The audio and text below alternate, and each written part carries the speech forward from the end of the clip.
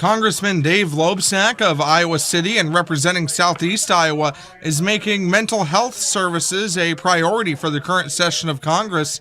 Loebsack recently introduced two bills to address how to better provide mental health services for those in need. He was in Ottumwa and in Centerville yesterday meeting with mental health professionals.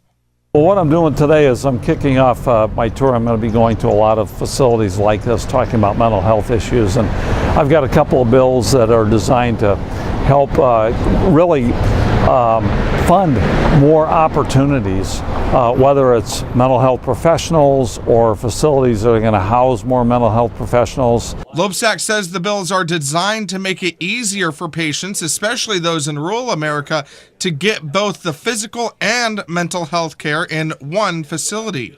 Yeah, these bills would provide some more funding from the federal government to train folks in the mental health field.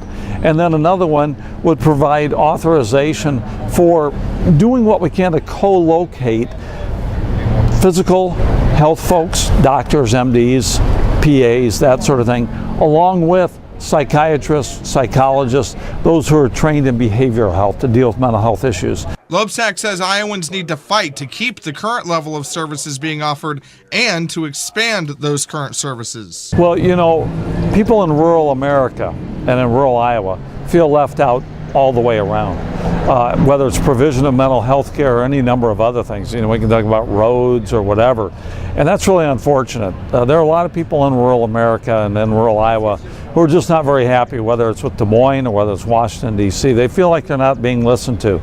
Loebsack went on to say that the proposed Trump budget cuts will only make things worse for many families.